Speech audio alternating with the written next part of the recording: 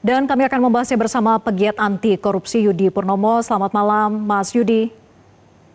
Halo, selamat malam Mbak. Baik, Mas Yudi, dengan Vera di studio. Dari 13 lokasi yang sudah dilakukan penggeledahan, menurut Anda mengapa kemudian polisi tidak langsung mengumumkan siapa tersangkanya dan menunggu sampai dengan malam ini kita lihat persiapan pengumuman itu akan segera dilangsungkan ini?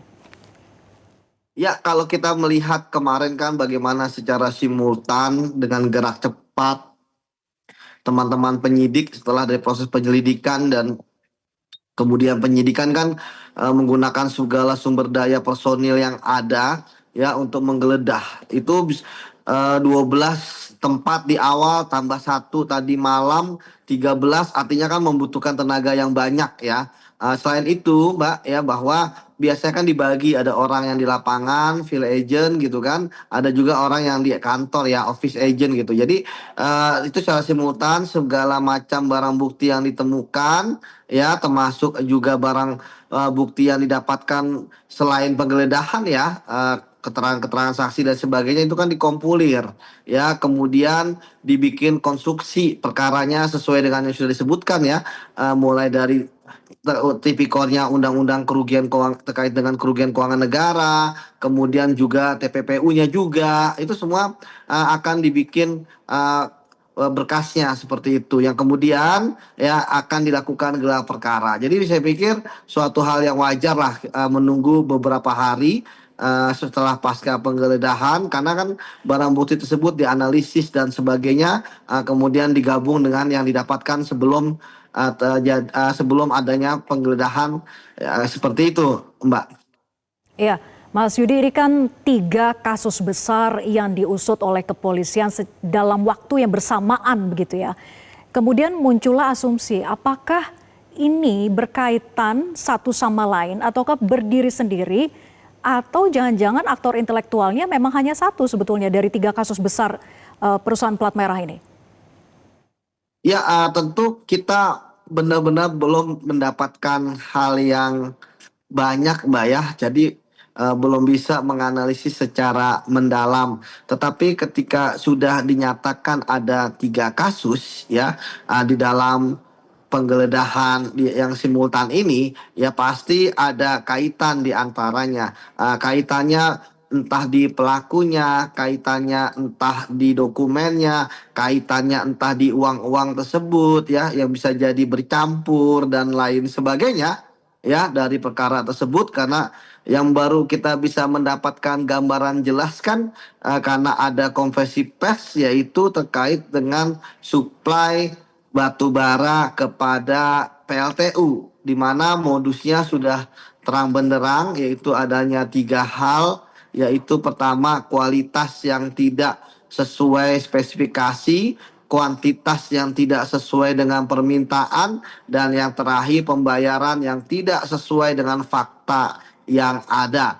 Dan kemudian terkait dengan kerugian negaranya ya diduga sekitar 5 triliun. Baru itu saja sementara yang Krakatau Steel ya dan satu lagi saya lupa Jiwasraya atau apa gitu ya. Itu kan belum ya disampaikan kepada publik ya secara mendalam. Kalau yang batu bara kan sudah jelas konstruksi perkaranya, tipikor terkait dengan kerugian keuangan negara, kemudian ya lapis dengan tindak pidana pencucian uang. Artinya ketika kemudian ada tambahan lagi 2 perkara tadi ya bisa jadi ini ada irisan. Namun irisannya di mana? Nah, irisan ini bisa bermacam-macam berdasarkan pengalaman saya dari sisi pelaku, dari sisi dokumen, dari sisi alat bukti misalnya, ya bisa jadi ada irisannya atau dari sisi uangnya karena sudah bercampur karena jumlahnya begitu banyak. Nah, itu bisa terjadi seperti itu, Mbak. Iya, tapi dengan melibatkan 3 perusahaan plat merah sekaligus, menurut Anda apa yang menjadi tantangan besar bagi penyidik untuk mengungkap siapa aktor intelektualnya? Ya, tentu yang paling penting adalah kesabaran dari penyidik ya karena satu saja kasus korupsi itu membutuhkan waktu yang lama, apalagi tiga, makanya tentu ya singkat, padat, dan cepat gitu ya terkait dengan kasus ini gitu kan, karena nanti dalam kasus ini kan bukan hanya rentang kendali ada di penyidik ya, tetapi juga ada di BPK sebagai auditor yang akan menghitung ya kerugian keuangan negara, plus juga adanya PPATK untuk aliran transaksi yang mencurigakan, kemana saja kemana saja uang mengalir, termasuk siapa yang menerima, kemudian bagaimana dia mencuci uangnya dan lain sebagainya, termasuk juga ke perusahaan-perusahaan lainnya. Seperti itu, Mbak. Hmm. Mas Yudi, ini kan ada satu kasus ya, kalau kita telisik lagi yang pernah ditangani sebetulnya oleh Kejagung dan sudah inkrah, yaitu kasus Asabri. Menurut Anda memang ada yang tidak tuntaskah saat ditangani Kejagung saat itu sehingga harus kembali dibuka perkaranya oleh Polri? Ya, bisa jadi gitu, Mbak ya. Kan tidak jadi masalah. Yang penting bukan nebis in idem ya, bahwa perkara itu pernah ditangani dalam perkara yang sama dan sebagainya. Tapi kalau ada perkara lain ya, misalnya turunan dan sebagainya, ya bisa juga ditangani, karena setiap aparat penegak hukum ya itu kan bisa menangani kasus ya tindak pidana korupsi, dalam hal ini KPK, kepolisian maupun kejaksaan. Ya namun apakah kemudian karena yang menangani pernah di di kejaksaan, ya tentu kan akan ada kerjasama juga di situ kan, misalnya barang bukti, alat bukti apa yang pernah ditemui, kalau memang masih dalam satu paket kasus ya, sama seperti kalau KPK yang nangani ya, kemudian kasusnya sebelumnya di kepolisian, ya tentu kepolisian akan menyerahkan, tapi ya tadi tentu akan ada komunikasi ya, kemudian juga hal-hal lainnya seperti itu.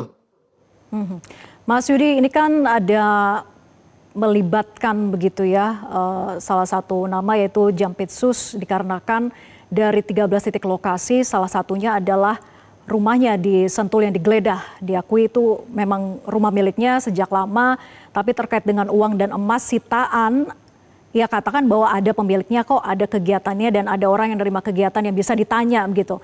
Nah, bagaimana kita bisa untuk memahami pernyataan ini? Tapi dijawab nanti usai jeda, tetap bersama kami.